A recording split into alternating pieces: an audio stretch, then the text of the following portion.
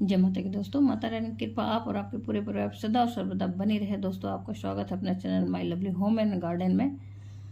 आज की वीडियो में मैं आप लोगों से बातचीत करूंगी पुरुषोत्तम मास किसे कहते हैं और पुरुषोत्तम मास से संबंधित सभी जानकारियों के बारे में। दोस्तों, अधिक मास जिसे पुरुषोत्तम मास भी कहा जाता है और इसके विषय में संपूर्ण जानकारी आज इस वीडियो में मैं देने की कोशिश करूंगी। दोस्तों, पूजा में क्या खाएं क्या ना खाएं और किस चीज़ का दान दें, किस प्रकार से इस मास में मतलब जो है कि स्नान दान का जो महत्व होता है उसे कैसे करें और बिना व्रत किए भी अगर हमें फल प्राप्त करना है, लाभ प्राप्त करना है इस मास का तो कैसे करें, कौन से उपायों को करें, कौन सी विधि से हमें इस महीने में पूजा पाठ करें, बिना व्रत रहे भी हमें भगवान श्री हरि विष्णु जी का आशीर्वाद प्राप्त हो। दोस्तों, तो बहुत सी ऐसी जानकारियां हैं जिससे आप बिना व्रत धारण किए भी इस मास में आप श्री हरि विष्णु जी का आशीर्वाद प्राप्त कर सकते हैं दोस्तों, और अपनी मनोकामना पूर्ण कर सकते हैं दोस्तों, कुछ उपायों को करके, कुछ नियमों को पालन करके। तो इस वीडियो की जानकारी बहुत ही महत्वपूर्ण होने वाली है, इसलिए आप पूरी जानकारी लें, वीडियो को स्किप कर करके ना देखें, अंत तक देखें। दोस्तों, इस वीडियो की कोई भी जानकारी आपको अच्छी लगे तो लाइक तो अवश्य ही करें, अपने फ्रेंड्स और फैमिली में ज़्यादा से ज़्यादा शेयर भी करें, और आप मेरे चैनल पर नए हैं तो मेरे चैनल को सब्सक्राइब करें, बेल नोटिफिकेशन अवश्य ही दबाएं ताकि आने वाली जो भी जानकारी है आपको समय से प्राप्त हो सके। दोस्तों, माता रानी के नाम का जयकारा कमेंट बॉक्स में अवश्य ही लगाएं ताकि आपके अंदर एक सकारात्मक ऊर्जा का संचार हो, और कोई भी प्रश्न हो या कोई भी सुझाव हो तो आप कमेंट बॉक्स में अवश्य ही लिखें। दोस्तों, तो हम लोग बात कर रहे थे पुरुषोत्तम मास, अधिक मास दोस्तों प्रारंभ हो रहा है 18 जुलाई 2023 से, और अधिक मास जो है पुरुषोत्तम मास समाप्त हो रहा है 16 अगस्त 2023 को। फिर उसके बाद इसमें जो नियम पालन की बात है दोस्तों, तो हम लोग उस पर बात कर लेते हैं। बहुत से भक्तगण इस मास में, पुरुषोत्तम मास में पूरे महीने का, पूरे मास का व्रत धारण करते हैं दोस्तों, लेकिन बहुत से भक्तगण ऐसे भी हैं, मन में श्रद्धा और विश्वास तो रहता है लेकिन बहुत सारे ऐसे दिक्कत परेशानियां होती हैं जिसकी वजह से वो व्रत धारण नहीं कर पाते हैं। तो दोस्तों, कोई व्रत धारण करे या ना करे, व्रत धारण करे वो भी, जो व्रत धारण ना करे वो भी नियमों का पालन जरूर करे, और नियमों का पालन भी करना चाहिए। दोस्तों, अगर आप नियमों का पालन करते हैं तो भी आपको श्री हरि विष्णु जी का आशीर्वाद प्राप्त होता है। दोस्तों, बहुत सारी दिक्कत हैं जिनकी वजह से ऐसे भी लोग हैं जो पहले नियम पालन करते थे लेकिन अब स्वास्थ्य साथ नहीं देता है, इस वजह से नहीं पालन कर पा रहे हैं। इस महीने का लाभ प्राप्त करना है दोस्तों तो व्रत न धारण करें, लेकिन आप नियमों के पूरी श्रद्धा के साथ नियमों को पालन करें। दोस्तों, पूरे श्रद्धा भाव से नियमों का पालन करेंगे तो आपको श्री हरि विष्णु जी की कृपा प्राप्त जरूर होगी। दोस्तों, अपने जीवन में सुख समृद्धि के लिए और उसके बाद जो भी आपकी मनोकामना है उसके लिए दोस्तों किसी एक नियम का पालन अवश्य करें। इस मास में पुरुषोत्तम मास का लाभ अगर आप प्राप्त करना चाहते हैं दोस्तों तो किसी एक नियम का संकल्प धारण करें। श्री हरि विष्णु जी की कृपा आप प्राप्त करना चाहते हैं तो अवश्य ही एक नियम का तो पालन अवश्य ही करें। तो आज की वीडियो में जो व्रत करते हैं उनके लिए भी और जो भक्त व्रत नहीं करते हैं उनके लिए भी सभी नियम बहुत ही आसान हैं जो कि आप पालन कर सकते हैं। दोस्तों, सभी के लिए मैं बात करूंगी, उसे मैं बताने वाली हूं। आज का वीडियो बहुत ही खास है दोस्तों, तो ज़रूर से ध्यानपूर्वक सुने और बहुत ही कहा जाए कि उसे अपने लाइफ में, अपने जीवन में उतार कर आप बहुत सारे चीज़ों को प्राप्त कर सकते हैं, भगवान का आशीर्वाद प्राप्त कर सकते हैं। दोस्तों, तो बात करते हैं पुरुषोत्तम मास होता क्या है। पुरुषोत्तम मास वो मास होता है दोस्तों, प्रतिवर्ष जो तिथियां 6 होती हैं, जैसे कि कुछ महीने 28 दिन के होते हैं तो उसमें जो तिथि 6 होती है और वो सारी तिथियां जोड़ते जोड़ते 3 वर्ष के बाद एक नए महीने का उत्पत्ति होता है दोस्तों, और उन सब तिथियों के जुड़ने से जो नया महीना आता है, जो नया मास बनता है, उसे श्री हरि विष्णु जी ने अपना नाम दिया है, इसीलिए इसे पुरुषोत्तम मास भी कहा जाता है। दोस्तों, इस महीने को अधिक मास भी कहा जाता है और मलमास भी कहा जाता है। दोस्तों, श्री हरि विष्णु को ये समर्पित होता है ये महीना, क्योंकि उन्होंने ही अपना नाम दिया और उन्होंने ही इस मास को अपनी सारी शक्तियां प्राप्त की। कहा कि जो भक्तगण मतलब इस मास के नियम व्रत को पालन करेंगे उन्हें मेरा आशीर्वाद विशेष रूप से प्राप्त होगा। दोस्तों, तो पुरुषोत्तम मास में श्री हरि विष्णु जी की पूजा विशेष विधि से आराधना किया जाता है। दोस्तों, उनकी कृपा प्राप्ति के लिए व्रत किया जाता है। पूजा अर्चना किया जाता है, दान दिया जाता है दोस्तों। यानी जो पूजा अर्चना किया जाता है वह श्री हरि विष्णु को समर्पित रहता है दोस्तों। इस साल सावन के महीने में मलमास जो है लग रहा है दोस्तों। तो सावन इस वर्ष 59 दिन का होने वाला है, मतलब 2 महीने का, एक मलमास का होगा और एक सावन होगा। तो देखिए, सावन के महीने में भगवान भोलेनाथ का पूजा अर्चन किया जाता है, और साथ ही जब मलमास लग रहा है दोस्तों तो भगवान विष्णु जी की पूजा अवश्य होगी। इसके साथ ही श्री हरि विष्णु मतलब हर और हरि का इस महीने मिलन हो रहा है दोस्तों। जो भक्त व्रत धारण कर रहे हैं तो वे तो व्रत 2 महीने का होगा। जिन लोगों के जैसे सावन के व्रत हैं, सावन के सोमवार हैं, या मंगला गौरी व्रत है, जो सिर्फ सावन के हैं दोस्तों, अगर चाहें तो वो अधिक मास वाले भी व्रत धारण कर सकते हैं।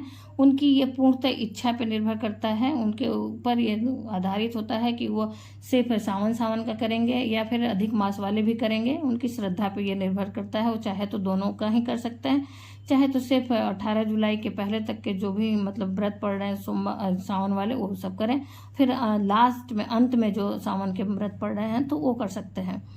तो दोस्तों, जो भक्त करेंगे वह 18 जुलाई से अपना व्रत जो शुरू करेंगे, अधिक मास वाले वह 18 जुलाई से शुरू करेंगे और 16 अगस्त तक उनका व्रत अधिक मास का चलेगा दोस्तों। व्रत का नियम क्या होता है तो दोस्तों देखिए, आप अधिक मास की व्रत जो धारण करना चाहते हैं तो यानी पूरे 1 महीने व्रत करना चाहते हैं तो व्रत के नियम कई प्रकार के होते हैं। जैसे कि शास्त्रों के अनुसार पूरे 1 महीने तक बिल्कुल बिना अन्न के निराहार रहकर मलमास का व्रत धारण किया जाए, सिर्फ फलाहारी पे फल ग्रहण करके दोस्तों। लेकिन आज के समय में ये संभव नहीं है, क्योंकि आज की जो शारीरिक क्षमता है दोस्तों सबकी छीड़ हो चुकी है और लोग आजकल पहले से काफ़ी कमज़ोर हो चुके हैं और बहुत सारी बीमारियां भी उनको हो चुकी हैं। तो इस वजह से वह पूरे महीने का व्रत धारण करना संभव नहीं है। तो ऐसे में आप एक वक्त का भोजन करके, सात्विक भोजन करके भी आप अधिक मास का व्रत धारण कर सकते हैं दोस्तों। शास्त्रों में ऐसा वर्णित है कि एक समय शुद्ध शाकाहारी भोजन, सात्विक भोजन ग्रहण करें और बाकी दिन में फलाहार लेकर आप व्रत कर सकते हैं। यानी दिन में फल लेकर शाम को भोजन कर लीजिए। यदि आप मान लीजिए कि किसी कारणवश आप वो भी नहीं कर पा रहे हैं तो सारे दिन सात्विक भोजन ग्रहण करके नियमों का पालन कर सकते हैं। किसी नियम को पालन करने का संकल्प ले सकते हैं दोस्तों। तो महीने में जो विशेष तिथियां आती हैं उस पे आप व्रत अवश्य धारण करें। जैसे कि एकादशी हो गई, ये आपका सावन के सोमवार हो गए, या पूर्णिमा हो गई, अमावस्या हो गया दोस्तों, फिर त्रयोदशी व्रत हो गया। इन विशेष जो तिथियां हैं उनका व्रत धारण सिर्फ कर सकते हैं। अगर शरीर साथ नहीं दे रहा है तो आप ऐसे व्रतों को भी धारण करके आप भगवान का आशीर्वाद प्राप्त कर सकते हैं दोस्तों। इसके अलावा भी बहुत सारे नियम हैं। यदि आप व्रत करते हैं तो एक समय आप अन्न खा सकते हैं और बाकी के दिन में फलाहार कर सकते हैं। यदि आप व्रत धारण नहीं करते हैं तो अपने घर के मंदिर में भी, अगर व्रत धारण करते हैं तो भी, नहीं करते हैं तो भी अपने घर के मंदिर में पूजा पाठ कर सकते हैं। अधिक मास में जो है कि अधिक से अधिक भगवान के मंत्रों का जाप कर सकते हैं। इसका संकल्प आप ले सकते हैं दोस्तों। और नित्य ब्रह्म मुहूर्त में उठकर पूजा अर्चना करने का आप संकल्प ले सकते हैं। तो बहुत सारे छोटे छोटे जो है संकल्प, उसे लेकर भी आप आशीर्वाद प्राप्त कर सकते हैं दोस्तों। अधिक मास में आप जानते हैं क्या खाना चाहिए और क्या नहीं खाना चाहिए। तो दोस्तों देखिए, अधिक मास में लहसुन, प्याज, मांस, मदिरा का सेवन नहीं करना चाहिए। ये नियम सबके लिए है, मतलब जो भक्त व्रत रहते हैं और जो भक्त व्रत नहीं रहेंगे उनके लिए भी है।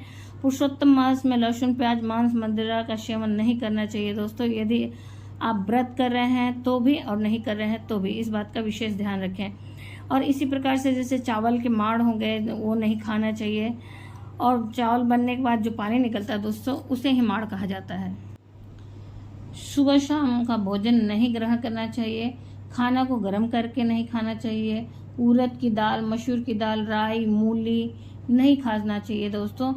यदि भक्त गीता का पाठ कर रहे हैं तो भगवत गीता में भगवान श्री कृष्ण कहते हैं 3 घंटे से पहले बना भोजन बासी भोजन होता है दोस्तों, तामस हो जाता है दोस्तों, और ये स्वास्थ्य के लिए भी ठीक नहीं होता है। तो प्रयास करना चाहिए कि जो भी आप भोजन बनाएं उसे बासी नहीं, मतलब ताज़ा बनाएं और ताज़ा ही ग्रहण करें दोस्तों। अधिक मास में गाजर मूली नहीं खानी चाहिए, मतलब ये चीज़ें तो किसी भी व्रत में नहीं खाए जाते। अधिक मास का व्रत हो या सावन महीने का व्रत हो या चतुर्मास का व्रत हो, एकादशी का व्रत हो, इन चीज़ों का जो है त्याग किया जाता है दोस्तों। इन चीज़ों का सेवन वर्जित रहता है। तो आप इन चीज़ों का ध्यान रखें। यदि आप व्रत रखते हैं तो भी, अगर व्रत नहीं रखते हैं तो भी इसका पालन करें, इन नियमों का पालन करें दोस्तों। ये सब पे लागू होता है। जो भक्त व्रत नहीं कर रहे हैं उन भक्तों पर भी, और जो भक्त व्रत कर रहे हैं उन पे भी ये लागू होता है कि इन सब चीज़ों को ग्रहण न करें। फिर दोस्तों इसी प्रकार से कुछ चीज़ों का और त्याग किया जाता है, जैसे शहद का सेवन व्रत करने वाले नहीं करते हैं, क्योंकि भगवान विष्णु के लिए जो पंचामृत बनता है उसमें शहद का प्रयोग किया जाता है। तो शहद को ऐसे नहीं ग्रहण करना चाहिए। आप पंचामृत में ग्रहण कर सकते हैं, उसका आपको दोष नहीं लगता दोस्तों, वो प्रसाद स्वरूप हो जाता है। अलग से आप शहद का सेवन न करें। फिर उसके बाद इस महीने में कौन सी चीज़ों को अधिक खाना चाहिए दोस्तों, तो गेहूँ, चावल, जौ, बथुआ, चौराई, साग, ककड़ी, केला, आंवला, दूध, दही, घी, और उसके बाद दोस्तों जीरा, सूंठ, सेंधा नमक, इमली और पान, सुपारी, शहतूत, इन सब चीज़ों को अधिक से अधिक इस मास में खाना चाहिए दोस्तों। तो आप देख सकते हैं अपनी पसंद के अनुसार जो चीज़ें आपके समझ में आती हैं उनका आप सेवन अधिक से अधिक अधिक मास में कर सकते हैं दोस्तों। बाकी जो चीज़ें वंचित हैं उनको नहीं खाना चाहिए। आगे कुछ ऐसे नियम के विषय में बात करते हैं दोस्तों। व्रत करने जो करते हैं उन्हें तो करना ही है नियमों का पालन, और जो अधिक मास में व्रत नहीं कर रहे हैं वे भी किसी एक नियम का पालन कर सकते हैं अपनी इच्छा के अनुसार दोस्तों। ऐसा क्या करने से भगवान श्री हरि विष्णु की कृपा प्राप्त होती है, जैसा कि मान लीजिए कि आप व्रत नहीं कर पाते हैं तो आप सुबह ब्रह्म मुहूर्त में उठकर स्नान आदि कर सकते हैं, या फिर भगवान श्री हरि विष्णु या फिर शिव जी का पूजा करने का आप संकल्प और नियम पालन कर सकते हैं दोस्तों। आप प्रतिदिन किसी निश्चित समय पर पूजा का संकल्प ले सकते हैं दोस्तों, किसी मंत्र जाप का संकल्प ले सकते हैं दोस्तों, या श्री हरि विष्णु जी का वैसे तो मंत्र जाप किया जाता है, उस मंत्र का जाप का संकल्प ले सकते हैं दोस्तों। आप अपनी स्वेच्छा और सामर्थ्य के अनुसार कर सकते हैं इन सब चीज़ों को दोस्तों। आप पूजा पाठ का अनुष्ठान ले सकते हैं दोस्तों, उसका संकल्प ले सकते हैं।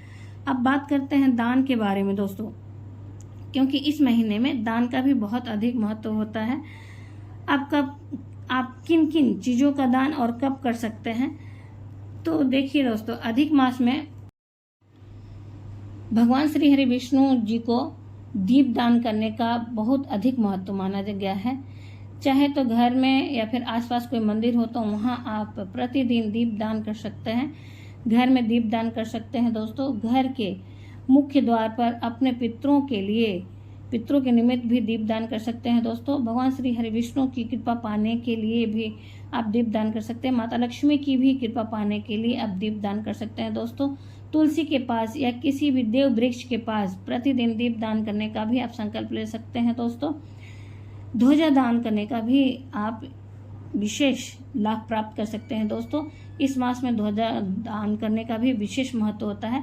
तो आप किसी मंदिर में किसी एक दिन, ध्वजा प्रत्येक दिन नहीं दान किया जाता है, किसी एक दिन ध्वजा को आप किसी मंदिर में ले जाके लगवा सकते हैं दोस्तों। ध्वजा लगाने से मंदिर में आपके जिस तरह से झंडे लहराते रहते हैं, उसी प्रकार से आपकी जिंदगी में पताका आपका हर जगह बुलंद रहेगा दोस्तों। मतलब कुल की वृद्धि होती है, धन की वृद्धि होती है दोस्तों, यश मान सम्मान की प्राप्ति होती है, यश में वृद्धि होती है दोस्तों। हर प्रकार की कामना पूर्ण होती है अगर ध्वजा का आप दान करते हैं दोस्तों। आप चाहें तो ध्वजा का दान कर सकते हैं, क्योंकि इससे बहुत ही ज़्यादा लाभ मिलता है, बहुत विशेष होता है दोस्तों। ये हर रोज नहीं करना है, इस बात का भी आप ध्यान रखें। इसे एक ही बार दान किया जाता है। आप किसी भी दिन जाके मंदिर में आप ध्वजा लगवा सकते हैं दोस्तों। जो भक्त व्रत धारण करते हैं अधिक मास का उन्हें दान करना चाहिए। किसी भी दिन किसी भी वस्तु का आप दान करना चाहते हैं तो कर सकते हैं। बिना व्रत किए भी दान कर सकते हैं, और व्रत जो करते हैं उन्हें तो करना चाहिए। जैसा कि अपने सामर्थ्य के अनुसार अन्न का दान कर सकते हैं, धन का दान कर सकते हैं दोस्तों, वस्त्रों का दान कर सकते हैं, फलों का दान कर सकते हैं। उसके बाद दोस्तों आप जो भी आपका सामर्थ्य बने उस तरह से उन सब चीज़ों का आप दान कर सकते हैं। चाहे तो ये चीज़ें प्रतिदिन आप अपने सामर्थ्य के अनुसार थोड़ा थोड़ा निकालें। जैसे आप पूजा कर रहे हैं तो पूजा के बाद थोड़ी सी अन्न को प्रतिदिन किसी डब्बे में निकालते जाएं, और जब अधिक मास समाप्त हो तब उसे इकट्ठा उठा के किसी ज़रूरतमंद को दान दे दें, चाहे ब्राह्मण हो या कोई ज़रूरतमंद हो। और इसी प्रकार से प्रत्येक दिन आप कुछ पैसे भी निकाल सकते हैं, और जब अधिक मास समाप्त हो तो उन सारे पैसों को इकट्ठा करके किसी को दान दे सकते हैं। दोस्तों दान देते वक्त इस बात का विशेष ध्यान दें कि दान आप किसी कुपात्र को न दें, किसी भी योग्य और पात्र को दें, वरना इसका भी आपको दोष लगता है। अगर किसी कुपात्र को दान दे दिए, वो इसका पैसे का या फिर उन सब चीज़ों का गलत उपयोग करता है तो वो भी आपको दोष लगता है। दोस्तों इस बात का विशेष ध्यान रखें। फिर दोस्तों इस महीने में आप पौधे लगवा सकते हैं किसी मंदिर में, या फिर नहीं का कोई स्थान है तो आप अपने घर पे ही पौधों को लगा सकते हैं। बहुत लाभ मिलता है। इस मास में पौधों को, वृक्षों को लगाकर उनकी पूजा अर्चना करनी चाहिए, कुछ दिन सेवा करनी चाहिए जब तक वो लग न जाए। अगर मंदिर में आप लगवाते हैं तो प्रतिदिन जाके आपको वहाँ देखना पड़ेगा और जल अर्पित करना पड़ेगा दोस्तों। और अगर नहीं कोई व्यवस्था है तो आप घर में भी लगा सकते हैं दोस्तों। तुलसी का पौधा या केले का पौधा या कोई भी पौधा आप लगा सकते हैं। आप चाहें तो हर दिन मंदिर जाने का संकल्प भी ले सकते हैं दोस्तों। मंदिर में साफ सफाई का भी आप संकल्प ले सकते हैं। मंदिर की साफ सफाई प्रत्येक दिन करने का भी संकल्प आप ले सकते हैं दोस्तों। आप अपने समय और सामर्थ्य के अनुसार कोई भी संकल्प लेके विशेष श्री हरि विष्णु जी की कृपा प्राप्त कर सकते हैं दोस्तों। फिर या तो फिर किसी मंदिर में आप पूजा की सामग्री का दान देने का, आप जैसे आरती के लिए कपूर हो गए या धूप अगरबत्ती हो गई, माचिस हो गई, घी हो गई, किसी भी चीज़ का दान कर सकते हैं। अधिक मास में धार्मिक पुस्तकों का भी दान करना चाहिए दोस्तों। श्रेष्ठ माना जाता है धार्मिक पुस्तकों का भी दान देना। यदि किसी ब्राह्मण को धार्मिक पुस्तक को दान करते हैं तो अधिक श्रेष्ठ माना जाता है दोस्तों, अधिक लाभ मिलता है इससे। आप गीता ग्रंथ की दान कर सकते हैं, या सुंदरकांड की पुस्तक दान कर सकते हैं, या चालीसा की पुस्तकों का दान कर सकते हैं दोस्तों। लेकिन उससे भी किसी कुपात्र को ना दें कि जो पुस्तक का सदुपयोग न करे, पुस्तक को ले जाके इधर उधर फेंके, तो उससे भी आपको दोष लगेगा दोस्तों। इस बात का विशेष ध्यान रखें। ऐसे व्यक्ति को न दें जो मतलब पैसे या फिर पुस्तकें मतलब उसका दुरुपयोग करे। इन बातों का आपको ध्यान रखना चाहिए दोस्तों। अधिक मास में जो व्रत धारण करते हैं उन्हें झूठ नहीं बोलना चाहिए, अपशब्द का प्रयोग नहीं करना चाहिए, कटु वचन किसी को नहीं बोलने चाहिए जिससे किसी को ठेस पहुंचे दोस्तों। ऐसा कार्य करना नहीं चाहिए जिससे किसी को मतलब ठेस पहुंचे, किसी के दिल को मतलब तकलीफ हो दोस्तों। कोई ऐसा कार्य न करें। उसके बाद दोस्तों अब बात करते हैं इस महीने में किन मंत्रों का जाप करना चाहिए। ये महीना श्री हरि विष्णु जी को समर्पित होता है दोस्तों, तो इस महीने में श्री हरि विष्णु जी के मंत्रों को विशेष जाप किया जाता है। नहीं तो आप अपने इष्ट जिस देवता को आप मानते हैं उस देवी देवता का भी मंत्रों का जाप कर सकते हैं दोस्तों। फिर उसके बाद दोस्तों आप चाहें तो ओम नमः भगवते वासुदेवाय का जाप कर सकते हैं, या फिर ओम विष्णुवे नमः का जाप कर सकते हैं दोस्तों, जो आपको शुभदा लगे। या फिर सहस्त्र नाम का पाठ कर सकते हैं दोस्तों, आप कर सकते हैं, या भगवत गीता का पाठ कर सकते हैं दोस्तों। अपने समय और सामर्थ्य के अनुसार कर सकते हैं। इस वीडियो में मैंने पूरी कोशिश की है दोस्तों अधिक मास से संबंधित संपूर्ण जानकारी देने के लिए। दोस्तों उम्मीद करते हैं इस वीडियो की जानकारी आपको उपयोगी लगी, और वीडियो की जानकारी आपको उपयोगी लगी होगी तो आप लाइक तो अवश्य करें, और अपने फ्रेंड्स और फैमिली में ज़्यादा से ज़्यादा शेयर भी करें। आप मेरे चैनल पर नए हैं तो मेरे चैनल को सब्सक्राइब करें, बेल नोटिफिकेशन अवश्य ही दबाएं ताकि आने वाली वीडियो आपको समय से प्राप्त हो सके दोस्तों। कोई भी प्रश्न हो सुझाव हो तो आप कमेंट बॉक्स में लिख सकते हैं। माता रानी के नाम का जयकारा कमेंट बॉक्स में अवश्य ही लगाएं ताकि आपके अंदर एक सकारात्मक ऊर्जा का संचार हो सके दोस्तों। फिर मिलते हैं एक नए वीडियो में नए जानकारी के साथ। तब तक के लिए जय माता की। माता रानी की कृपा आप और आपके पूरे परिवार सदा और सर्वदा बनी रहे दोस्तों।